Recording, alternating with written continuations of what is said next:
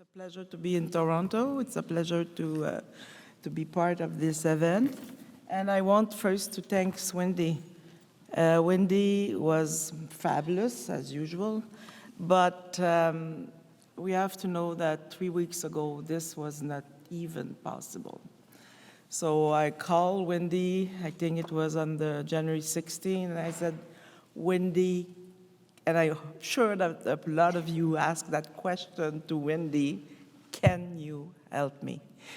And as you know, Wendy, she's always there to help. It's not a roast of Wendy, so I will have to go to my text, but you know, we often complain or live the lack of support. So I think it's our duty to say when we're supported, and we have to acknowledge the people that are there for us, whatever are the circumstances. I met Wendy, don't cry, I met Wendy. So I met Wendy less than a year ago, and now I dearly say that she's a friend of mine. And you know, sometimes I lived an experience that is not an easy experience. You can read the Wallace if you want to know more. But Wendy just looked at my eyes and I look at hers, and I saw a sister.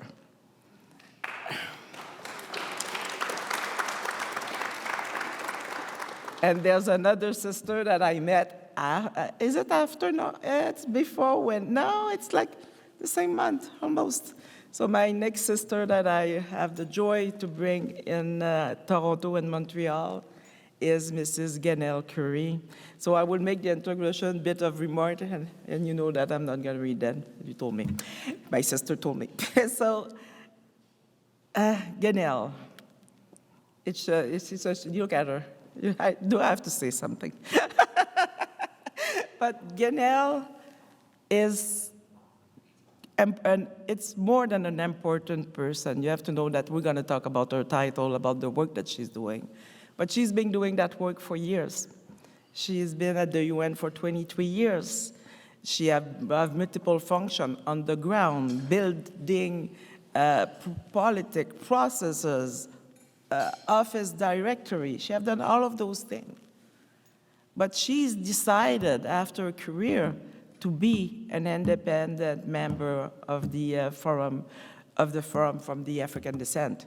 And we have to know that it seems it is glamorous. We won't take that. We won't take that.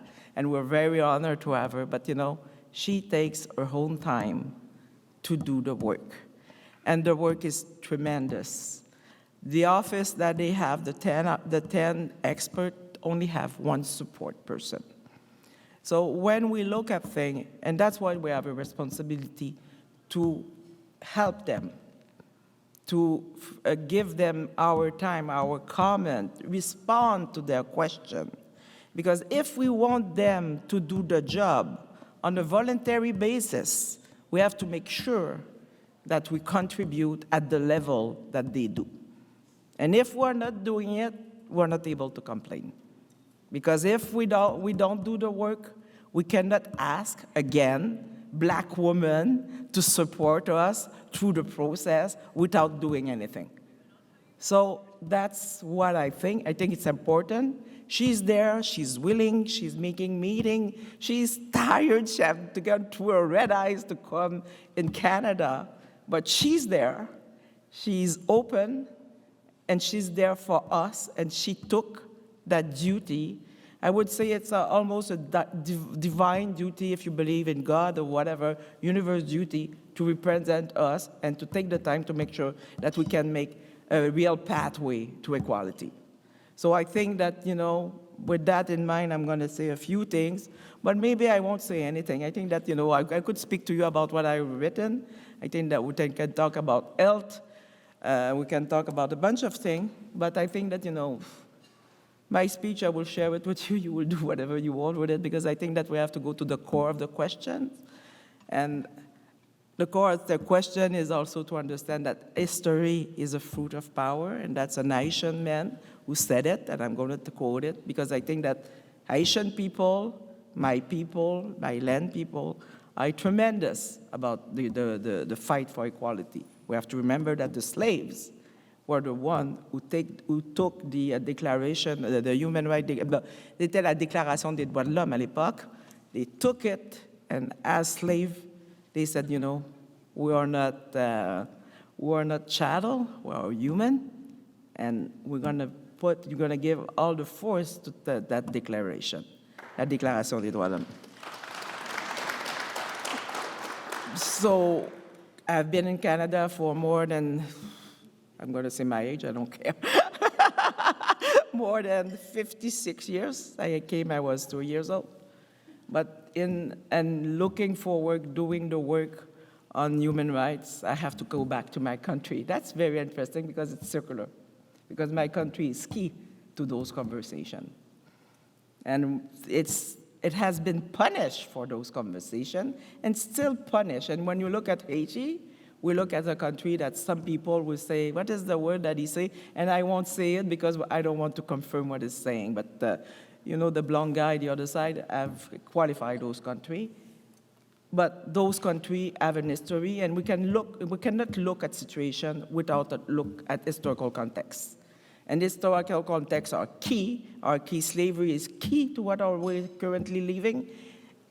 Colonialism is still key for Black people. And without understanding those consequences, every event become an event without grounding. But the grounding is the historical grounding. So I won't go to my speech. I wanted to talk about historical trauma, and I think that the Aboriginal people worked on that a lot. There's information about historical trauma. The people who suffer from either colonialism or slavery are deeply impacted by those trauma, and I think that we have to recognize that. And we're talking about health issue. Historical trauma are linked with health issue.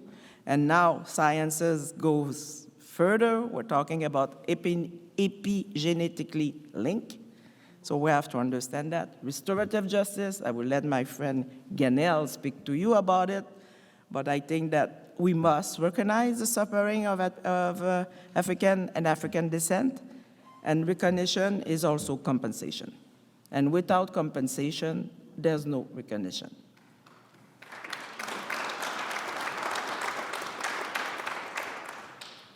We have also to, because with trauma, there's a need for healing. And healing is also like having Black community, Black diaspora, talking, understanding the people from Africa. And I will not name all the country because I hate when people say, you know, you're African. No, they are not African. They came from country, they came from tribe. But in that context, I would say African diaspora have to have more link with African because we lost so many things that we don't know about. And by not knowing, we're judging, and I think it's an error. And it's a big work that we have to do because it's also decolonize ourselves. And that's another story. It's a big work. We have it's a good thing that we're good worker. So I will speak about Black women a bit.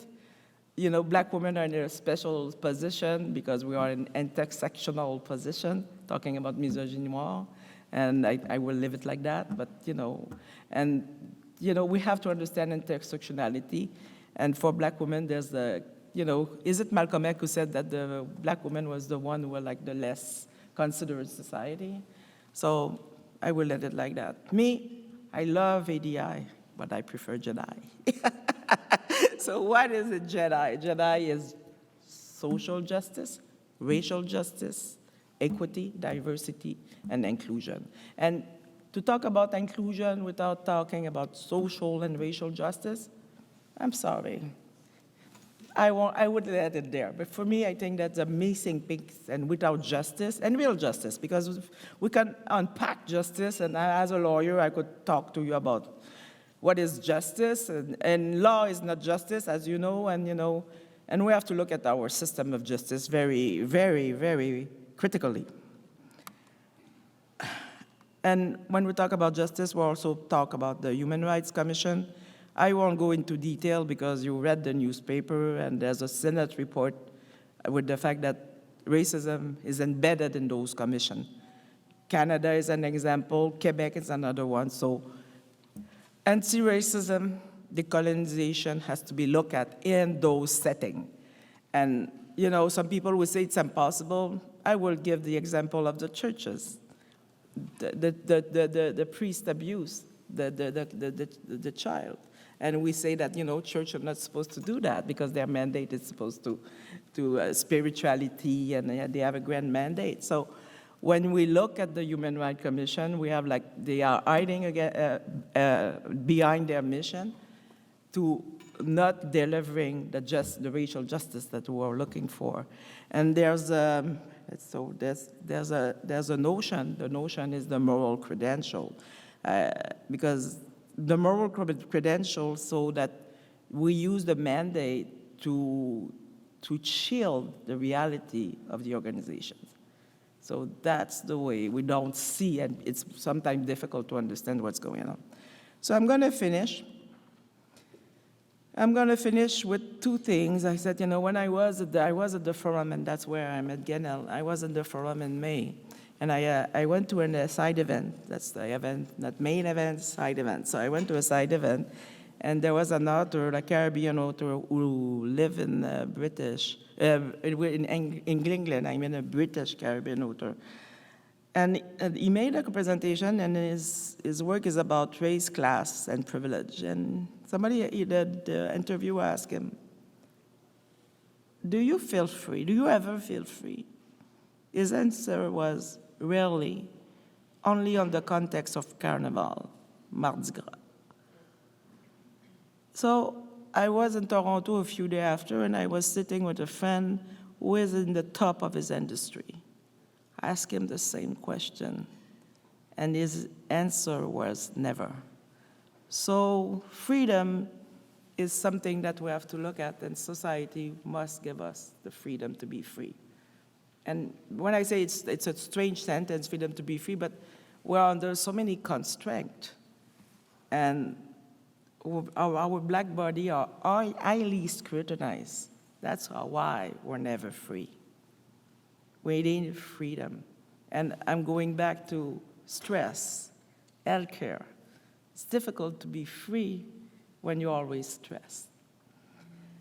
So there's the beach. There are beach, but we cannot be all the time at the beach, so we have to find other solutions. So I would conclude with a quote from Eliminate All the Brutes, which was also a movie, series does by Raoul Peck, an adoration. And he said, it's not knowledge that we lack. And he's quoting another author, but he said in his movie, it's not knowledge that we lack. What is missing is the courage to understand what we know and to draw a conclusion. Thank you. So good morning, everyone.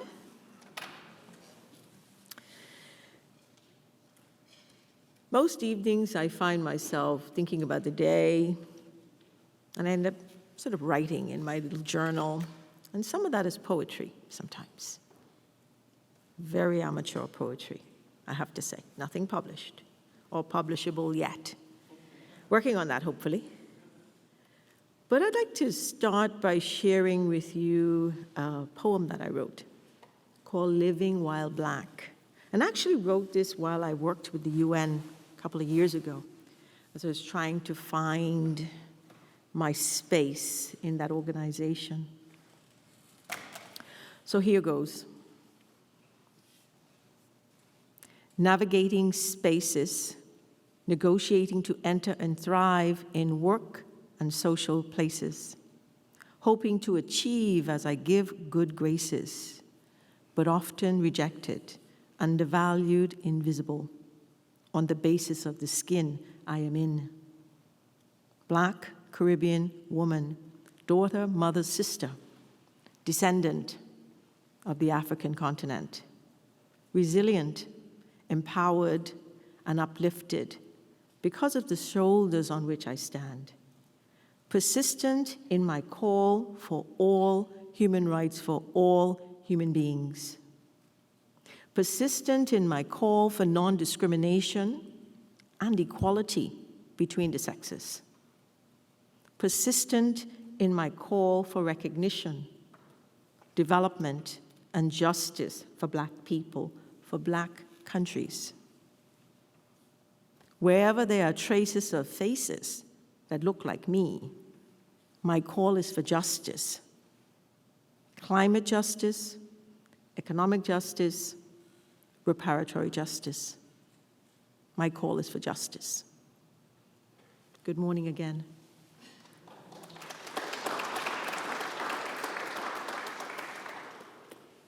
So let me start by thanking my sister Tamara for bringing me here to Canada, inviting me, first of all. We met last year at the Permanent Forum, as she mentioned, in New York, and Canada had a very dynamic delegation there, and I was very pleased to meet so many Canadian Blacks as well, who are working to promote the rights of others in their communities, and also allies.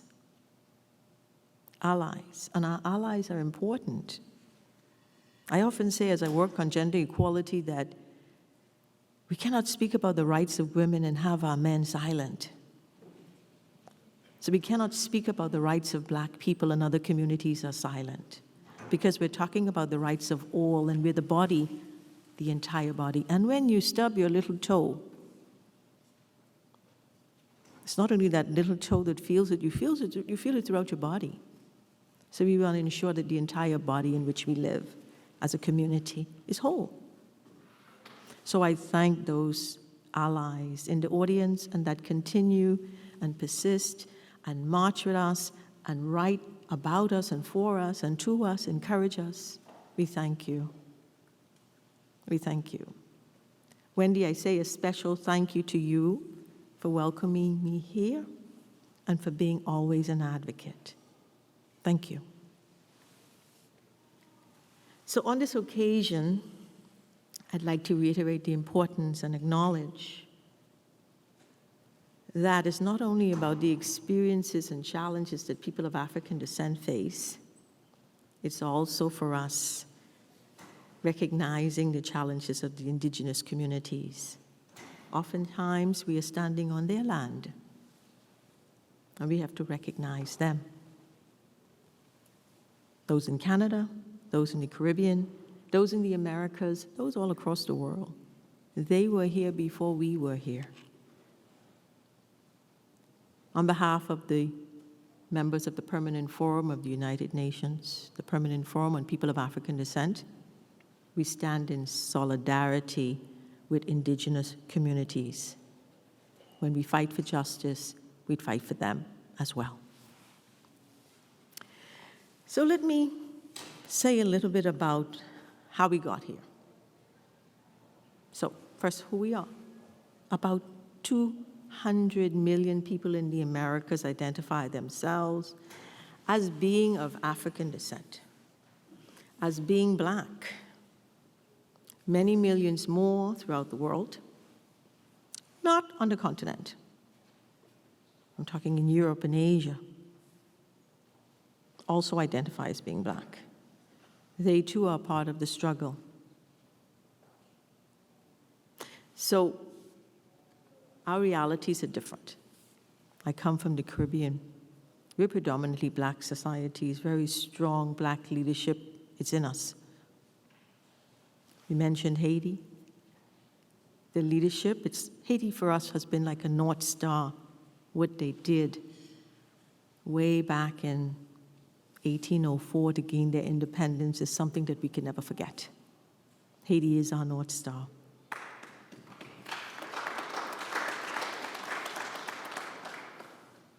So our circumstances are different wherever we are.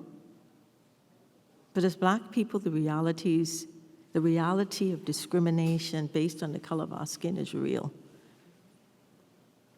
You may see it in different spaces. The challenge comes up for us because it is systemic. It is institutional. We cannot escape it. In everyday places, we face it. Where did this come from? Were Africans always seen as lesser human beings or not human beings? I don't think so. I studied history, actually. My first 2 degrees are in history. And we learned all about the European kings and queens and British history. We could name all the next king down the list. We never learned anything about the great kingdoms of Africa. Never.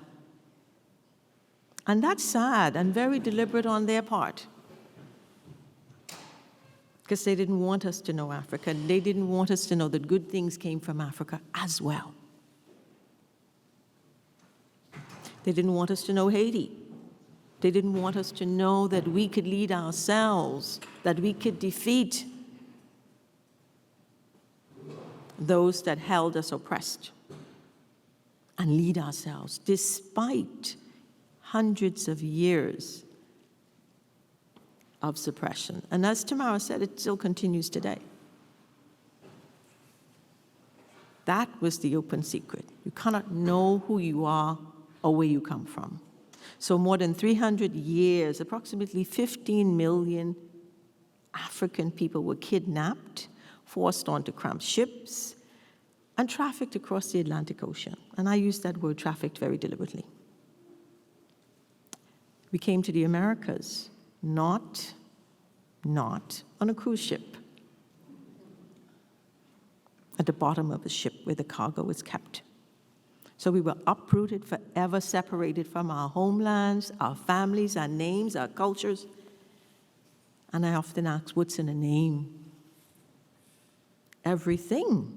That's why they took it from us. What's in understanding your history? Everything. That's why they took it from us. My name is Curry. That's a very white Scottish name. But what's in a name?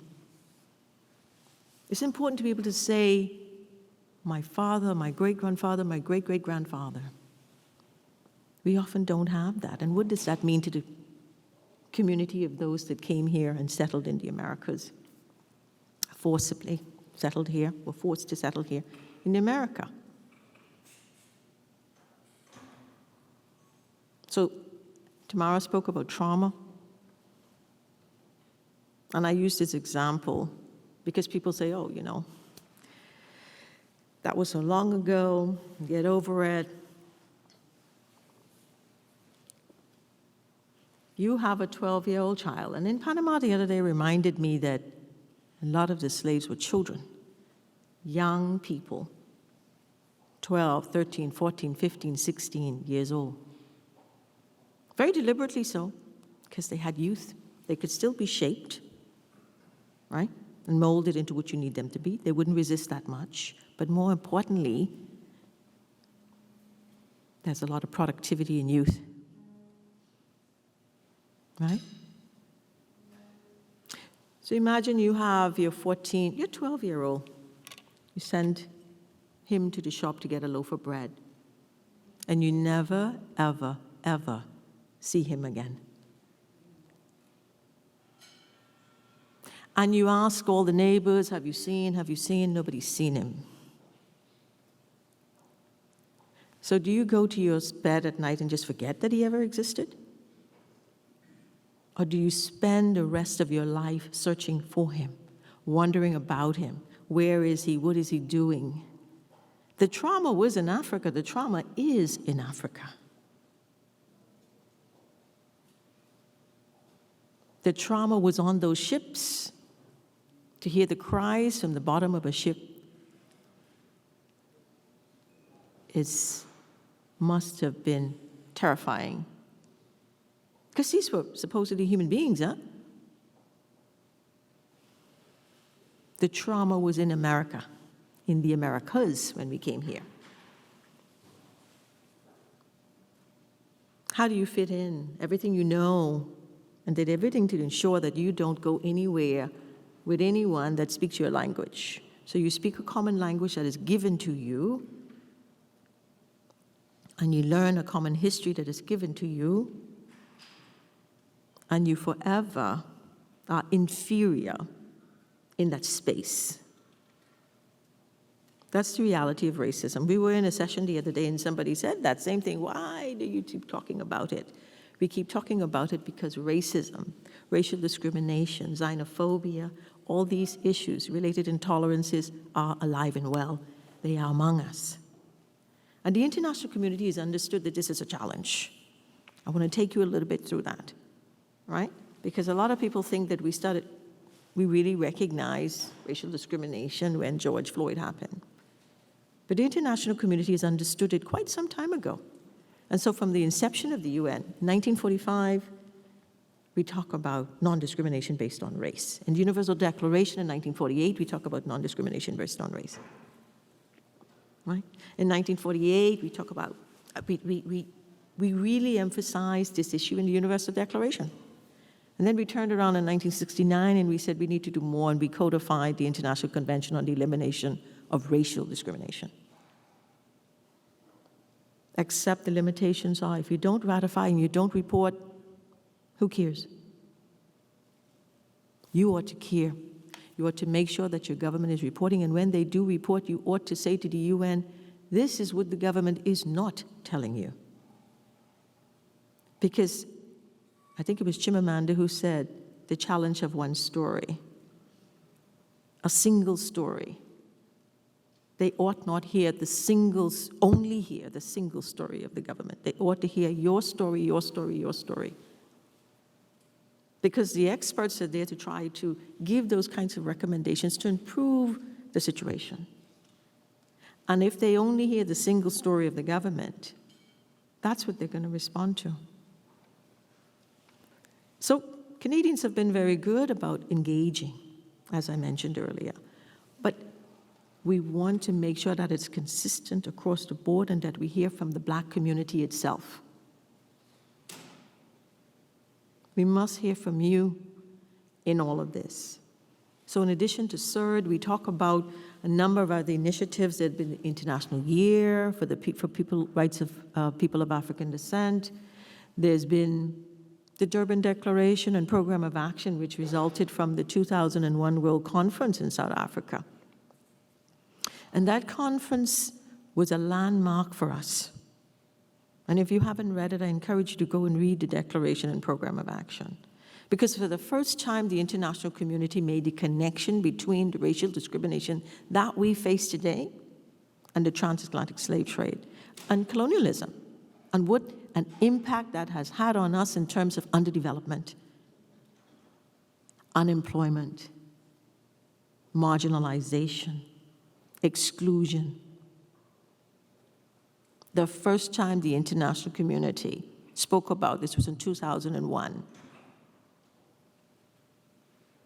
And I speak for the Caribbean. Most of us were emancipated, quote unquote.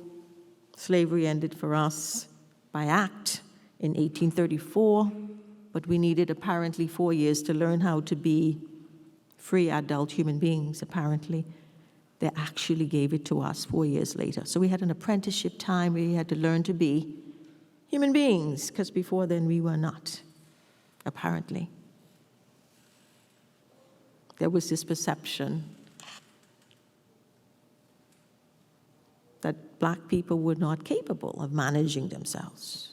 There is still this perception that we're not capable of managing ourselves, of managing our countries, of managing our money. And we'll talk about that in a minute. But the Durban conference, I'm wondering if that's my phone. No? Okay. I thought I turned it off. I thought I turned it off. But the The Durban Declaration and Program of Action remains the most comprehensive anti-racism framework. And it is the most comprehensive political commitment that states have made. The challenge with the Durban Conference and the Declaration is nobody knows about it.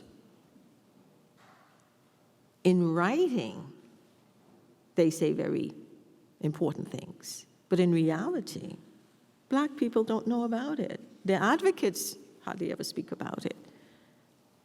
And the powers that be have not necessarily embraced the Durban Declaration and Program of Action. And I think that was around the politics, and we won't go into the politics of it today.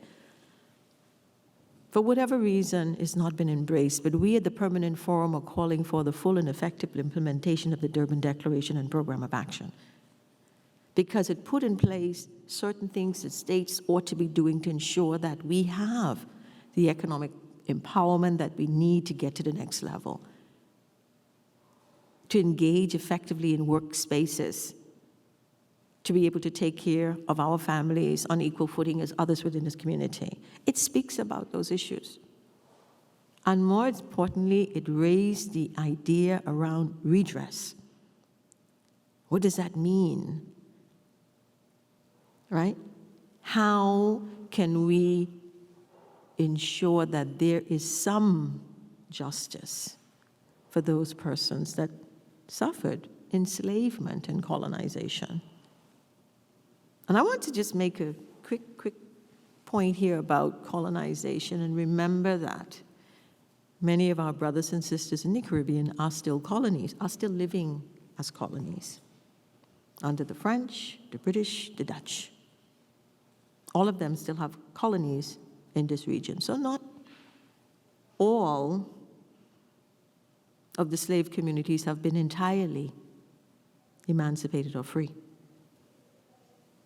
I'll leave it there. Others also have colonies in this region, but I'll leave it at that, just to say that the work is ongoing toward full decolonization globally. But we had a bit of a gap where the international community was trying to say, what can we do? And a number of mechanisms came up after Durban. We need the special rapporteur, we need the special rapporteur on racism, we need to have a working group on racism, we need to have an eminent group of persons on anti-Black racism. So this is proliferation of mechanisms to respond to racism. And we look around to say, how effective have they been? Each one is supposed to bring a new element in terms of addressing. So we know, we talked about CERD, speaking specifically to those that have ratified and discussing one-on-one with states what they're doing to implement the convention, the specific terms of the convention. Then we talk about the special rapporteur that travels around and looks and meets with communities and writes a specific report on a specific theme. Then you have the working group that's looking more collectively at how we can address these issues. And then you have the eminent group and the working group of member states, and it goes on and on. And they're all doing different things, supposedly. I think we can come together a little bit more to ensure that it is a little bit more strategic in how we respond, particularly on getting real change. And we have to, through your input, you help us help you, indicate what the priorities ought to be for you. Because we do get together in all these different mechanisms, at least once a year, and we say, what ought we be speaking about? And we have a consistent message from you, your priorities. These are the 3 things we want. We have no other choice but to look at those and try to see how we can help you help yourselves in your various communities. So in 2014, the General Assembly decided, okay, we have to do something more, and we're going to have a decade, starting in 2015, where we're going to put all the focus on people of African descent. Got off to a very slow start, and very few countries actually fully embraced it. This is the final year of the decade, and many countries have done nothing toward empowering Black people in their communities. But one thing happened in 2020, that was the killing of George Floyd, that spurred us on to say we have to do something more. And the whole world got out on the streets. And that was a horrible thing, his death.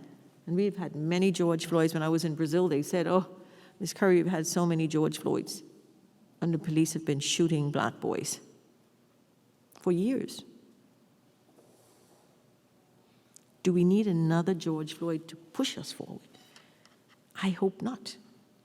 I hope we can find what is in us to move forward during this call for a second decade. We ought to be clear about what we want in this second decade. Now, some things were achieved in the decade. Let me not make it seem like nothing happened in the decade. Right? Let me just start to say one of the limitations of the decade that states always say, oh, we had COVID. And it was very difficult for us to deal with anything in that decade because we had to focus on that. And my own country would say I had Dorian, the hurricane, and then followed by COVID. I had that double whammy, and I really couldn't focus on anything to do with the decade. And those things that they say are very legitimate, right? Because countries do have a legitimate concern, particularly when you're talking about climate justice. How do you keep rebuilding every year? Where do you get the money from? How do you engage people? All of that. So there were some limitations. But even with understanding COVID, we begin to see, and we would love to understand a little bit more about the statistics on this COVID and how we collect those statistics, right? What was the impact truly on black people? I think that's crucial to understand. How did it impact, and did it impact us differently, and how, and where? I'm learning about Canada. I understand there are various groupings of blacks in Canada that came at different times in history, in the history of Canada. And their realities, even within Canada, may be quite different, right? If you live in Quebec or Toronto, it may be very different. If you're a recent immigrant, or if your parents came, well, ancestors came as slaves, very different reality may be there, right? If you came in the 60s in that big move. So what was the impact, and did it differ between these groups? Not only did it differ from the rest of the community, because we know it also probably had a very significant impact on indigenous groups. But how did it impact black people, and where can we feel that most? And that's the kind of data that we need to move forward to bring about real change. So some of the successes of the decade, I think, is really the forum, the permanent forum. Right? The call for the permanent forum initially was talked about in 2001, but it was again talked about in 2014 when they talk about the decade. But George Floyd spurred them on to say, let's get this thing going. In 2001, we actually started moving. And one of the challenges is, as we think about how do we ensure success? And I don't always want to be the one talking about money, but I think we're too shy about talking about money.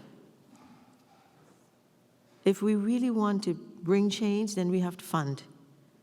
If you want it to succeed, I heard this comment is one, we fund what we value. And if you say you're going to have a permanent forum of 10 people and you give them one staff and no real budget, are you serious about this? Or is this just show? Right? That's the challenge. We meet for 4 days a year. 4 days a year. And I want to go into what it is, what the forum is about. Right? So the forum was really intended to speak about, enhance, improve the human rights, lives and livelihoods of people in collaboration with all those other mechanisms. And what is the added value of the forum? We provide that platform for you. There's nowhere else in the organization where there's a platform for black people all around the world to come together and talk about what their issues are. And which is why it's so heartwarming for me to sit at the podium at the UN in last May, I think it was, and see over 1,000 Black faces in the audience. That was empowering to me, because you told us you don't have enough time, we don't give you any time to speak, to bring over 1,000 people there and say you have 2 minutes each to speak. You're not serious. You don't really want to hear from them. There are not enough hours in the day. We cannot pay the interpreters that long to stay that long. So we have 3 hours, and I have some UN colleagues here, 3 hours in the morning, 3 in the afternoon, and let's see how much we can get, and it's the luck of the draw. And we literally sit over this and say, who can we hear from? We want to hear from different communities. We want to hear from grassroots communities. And I'm going to tell you, the states are also trying to get into this space. But we've pushed back and said, you can get into this space, but you can have like 15 minutes to wrap it on, and the NGOs have 2 minutes, you have 1. Because you always have the UN space. They don't. So we don't want states to come and dominate that space and talk about the same things they talk about in the General Assembly. We want to hear from the local communities about what you're doing in your community. The church communities, the basketball associations, whatever it is you're doing in your community, we want to hear how you're doing that to improve the lives of Black boys and girls. Somebody in here I met earlier talked about robotics and so forth. I want to hear what you're doing to ensure that Black children are getting into STEM programs. And this is not something only for whites. That are getting into building robots. Why not? Thinking about going to be astronauts. There's no space that exists that should be closed off to us because of the color of our skin. And we want you to tell us what you're doing, because those lessons learned are within our annual report, and we talk about them. And we give you the space to say that, and that's what we do. That's the difference right there. If you come to the UN and you are not ECOSOC recognized, and I mean the Economic and Social Commission of the UN, that's one of the main bodies of the UN, if you have not been recognized and accredited as an NGO, you cannot be heard in the UN system. And we're saying at the Permanent Forum, we don't really care about that stuff of accreditation and so forth, because we know that many small Black communities, people working in them, cannot afford to, do not know, and need not be bogged down by all of the walls of the UN. The UN can have some pretty tall walls. I was in it for 20-some years as a staff member, and I was one of the, I won't say gatekeepers, but one of the people that had to remind the community about the rules of who can and cannot come, who can and cannot speak, the order in which you are to speak. These formalities are quite big barriers. So we have tried to make that space open for everyone. Open particularly for grassroots communities. And we know that because we can't do it in 4 days, we also have to go out. And I'm again thankful to Wendy, to Tamara, and others that have made this happen. We have to go out to you. And we do it on our own time. Because we recognize that unless we go to you, many of you will not know we even exist. So my daughter, she's 13, she says, "Mom, you're going again?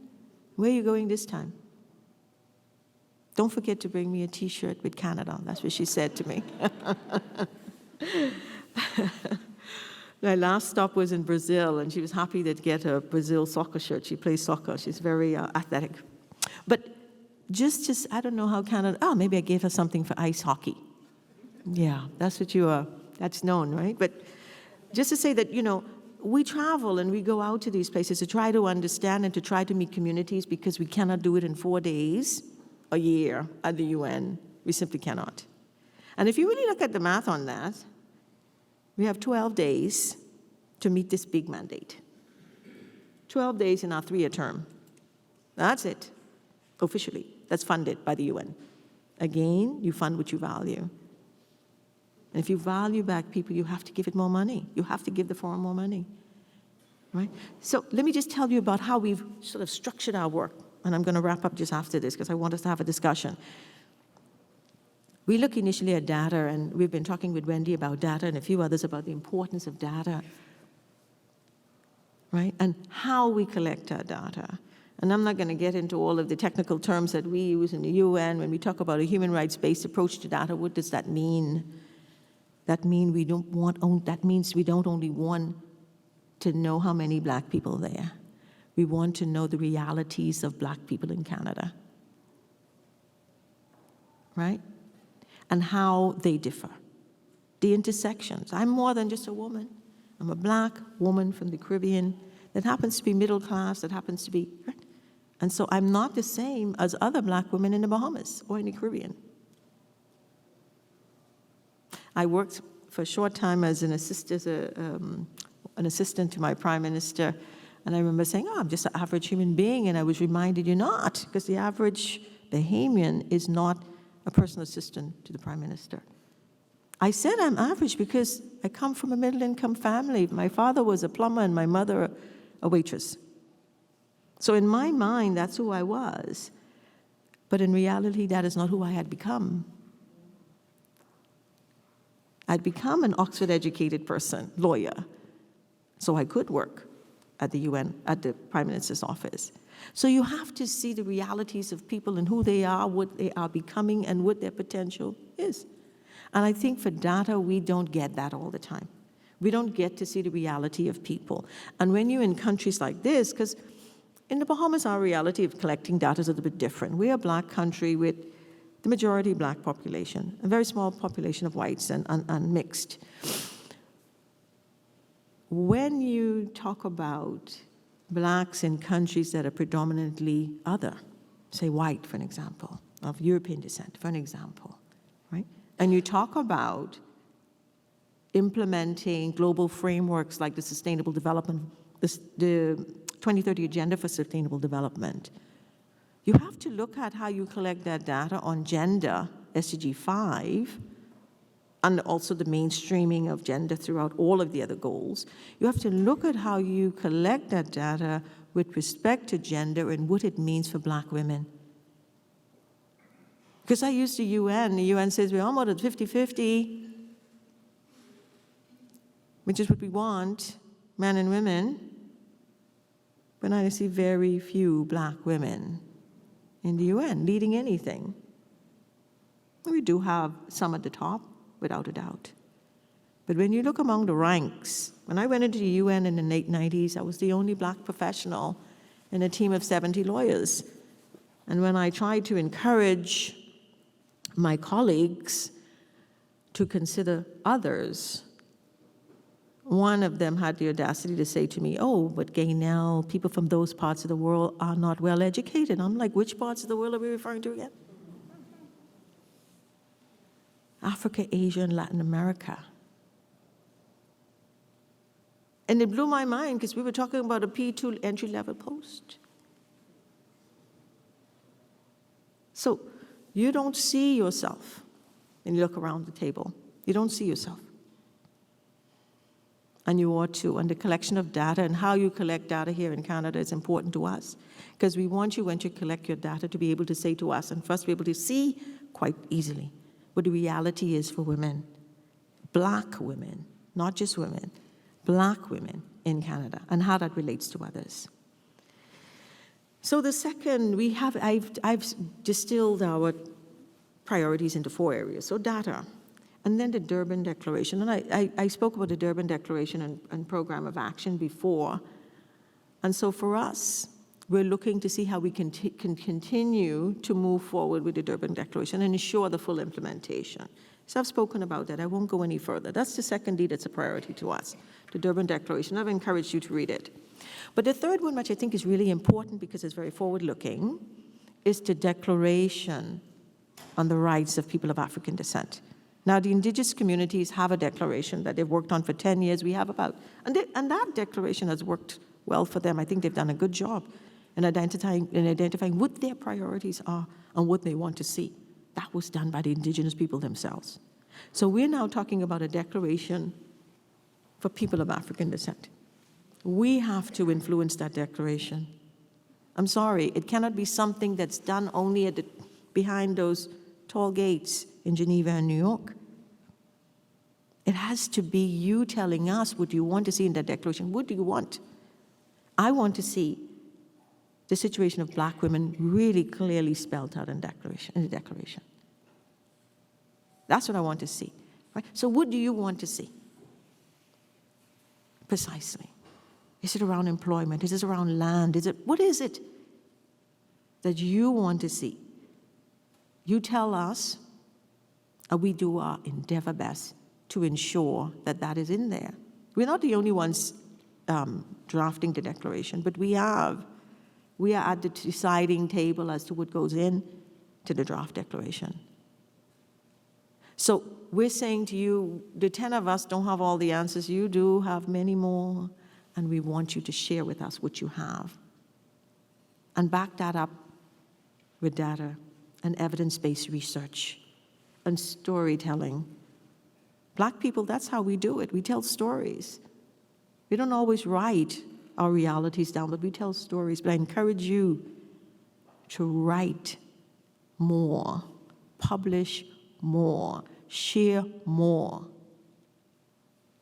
The realities of you, because we don't always see the realities, as I said, in the data, as it's collected even internationally.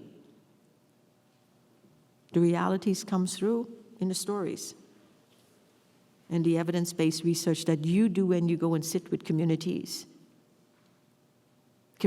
of young Black men, to hear what their concerns are with the police, with education. Why in the Caribbean our boys don't want to stay in school, right? We have from high school and universities 70, 80% girls, Black girls graduating. So while I focus on the rights of women, I recognize that we want our boys equally educated. We do. I admire that many of them feel that they need to go to work early as fishermen and so forth to help their families. I admire that, particularly COVID pushed that. And thousands of children never went back to school, and the education gap for Black children is real, right? So we want to talk about that. We want to talk about that. What happened to these children for those 2 years that they were not in school? And because, these are the people, it's about the future. So when you have that gap of 70,000 children who dropped out of school because of COVID, what happens to those 70,000 people in your community?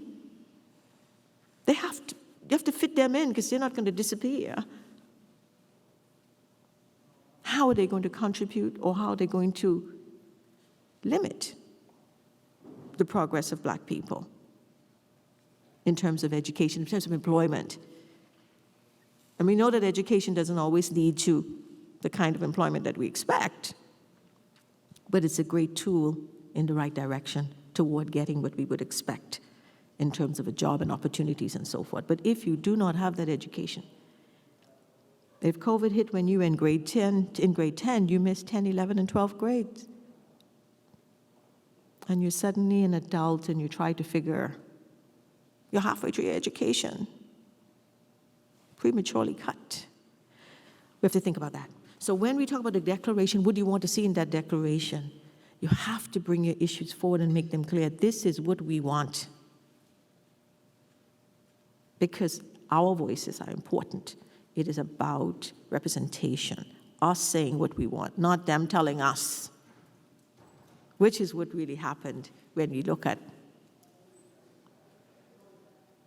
many of the other conventions, particularly when we look at the Charter, when many countries, certainly in the Caribbean, were not countries. Universal Declaration, many of us were not countries. The Caribbean countries started to get their independence in the 60s, 70s, 80s.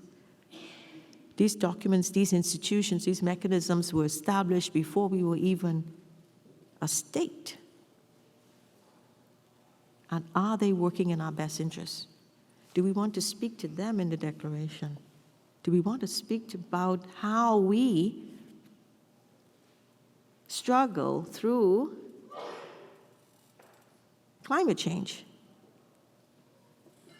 Climate justice has to be in the discussion. For me, from the Caribbean, I see what it can do and how it impedes development. So that justice is very real, right? So if I have to take the funds that I raise from my tourism industry and I have to rebuild this settlement this week, that island that's been destroyed every other year because of what you, as Mia Motley says, you have, the rest of the world had the Industrial Revolution and we're feeling the impact of it.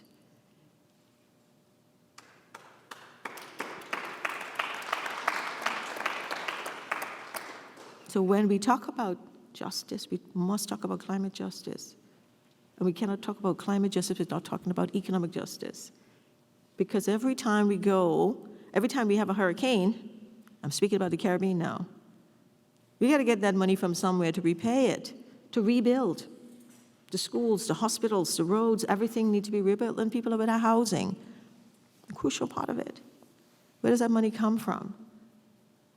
We didn't develop those terms of the Bretton Woods institutions. So we generally have to go hand in hand to get loans. High interest rate loans. And you figure out how you're going to increase taxes on your people to pay it back. Who are your people? Black people. And you wonder why your light bill, gas, everything is so high because you cannot. We need to get the money from somewhere. So when you talk about economic justice, and I say to you, listen, the interest rates are too high, and you say, I want to help you, but I can't help you. This is what I can give you. And by the way, if you don't meet your obligations, you're going to be punished further. We can blacklist you because your economic and financial institutions are not performing up to par. So we add another layer of economic challenge on what the reality is for Black countries. And of course, that trickles down to Black communities, Black people. And so we speak about reparations. And we say we cannot have true economic justice without reparatory justice. You have to give something back. You took a lot.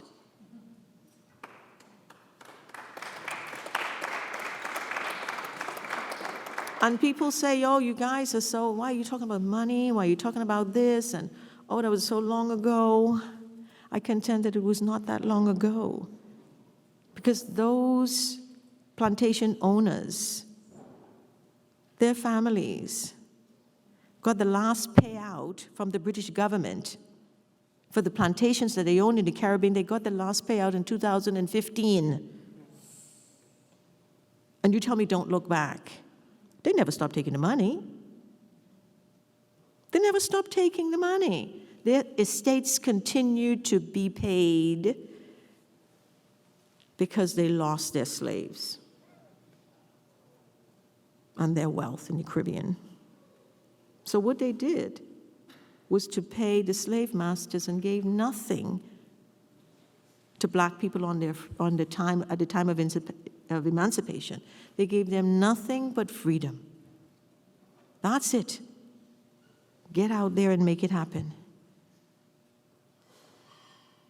No additional investments in schools, no additional investments in the healthcare system, no additional investments in roads. I mean, think of a country like the Bahamas, which is an archipelago, and you have 20-odd islands inhabited. You say, guys, you can't live in that island because I can't afford to put a clinic there, or a school there, a primary school, a high school. Move to another island. You can say that. But is it really about the rights of those people that live in those communities? One final thing before I wrap up, and I know I'm a little bit over time, bear with me. The decade is our final D. And we're in the final year of the decade that I mentioned earlier that started in 2015. And so it ends here. It ends in December. So the question is, how much have we achieved? And I want to acknowledge that the Canadian government is already supporting the call that we are making as a forum for a second decade. I think that's an important step. And what is even more important, from what I've read, is that they're ready to fund Black institutions or initiatives, which I think is positive.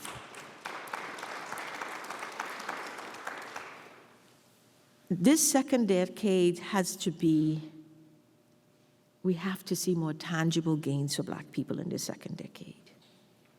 And I think some of the things we talked about here will make it happen. How do we ensure that we have the data to inform what is needed? How do we ensure that we have the processes that we clearly outline, the strategies and the priorities, we've named them in the declaration? How do we ensure that we can fund Black businesses, Black enterprise, Black education, Black children? How can we ensure that in this next decade? But for me, in this next decade, what is going to be crucial is how do we take that discussion of reparations to the next level? Because I'm stuck there.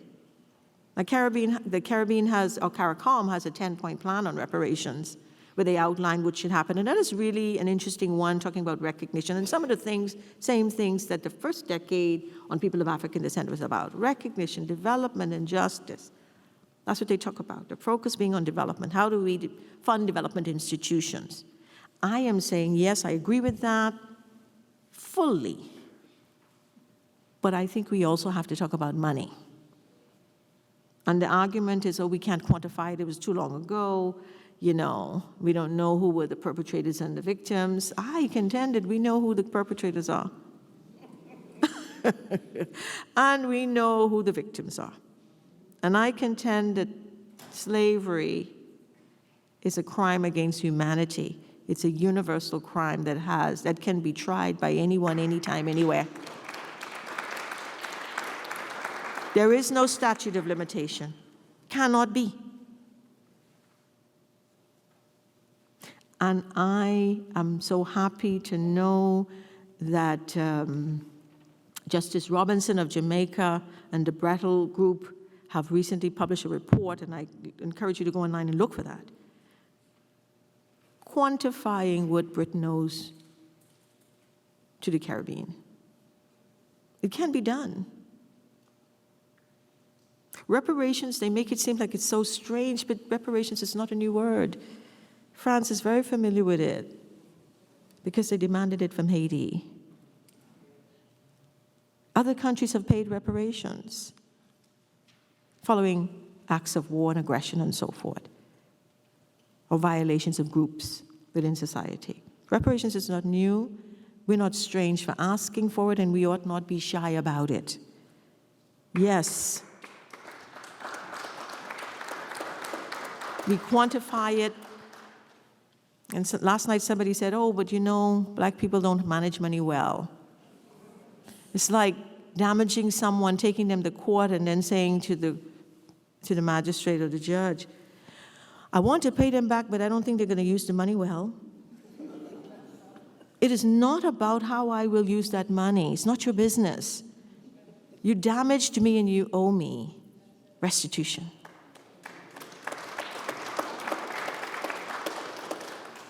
So in this next decade, I encourage you, well, I'm assuming there's a next decade. We're calling for it, and I'm confident it's happening. You're with me? For the next decade, I really encourage you to engage. We ought not wait for another George Floyd. We don't need the blood of Black men and women on the streets. We don't need that to move forward. We need what we have within us, the desire to fight for justice and to say, I will be relentless, I will not be shy about it, and yes, reparations will happen. Not if, when. Thank you.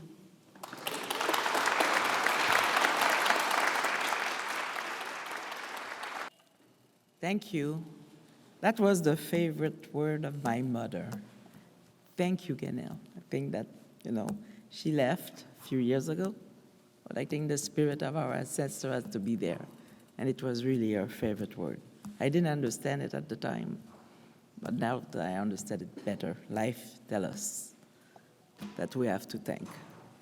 So, I have the pleasure to introduce Stephanie Day, who is the head of the private sector partnership at the United Nations International Organization for Migration. So, you have the stand. It is a real pleasure to be here, to see some new faces and some old faces. And my name is Stephanie Day, and I work with the United Nations International Organization for Migration, and I lead our engagement with the private sector. I used to work for the Diversity Institute, so it's really nice to be here, especially on this particular occasion. Gaynel, thank you so much for your inspiring words. I think it's a tough act to follow, but it's inspirational, so thank you. The IOM focuses on supporting people on the move. People have been migrating for centuries, since the beginning of time, not always in the best ways. And that's something that we're very much focused on. How can we help people to move more safely? We have 3 strategic priorities that we are focusing on this year to make sure that people move safely. That's saving lives and protecting people on the move. It's delivering solutions to displacement. Increasingly, people are being displaced by climate change. But it's also facilitating pathways for safe migration. There are over 281 million migrants in the world. Oftentimes, we think people are moving because of war, and that's the case, and climate change. But sometimes people are also moving for economic opportunities, just for a better life. And herein lies the opportunity.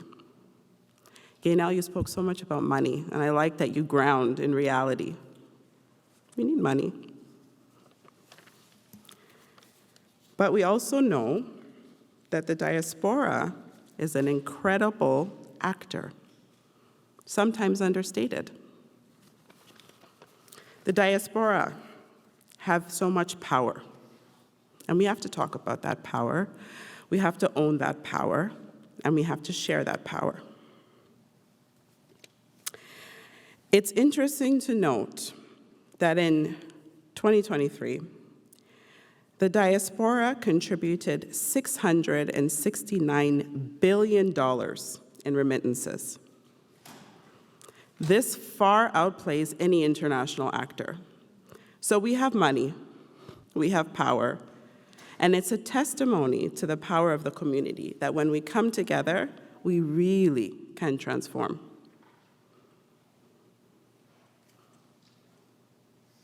In Ethiopia, for example, Ethiopian diaspora last year, they gave $6 billion. Kenyan diaspora, $5 billion. These are big numbers.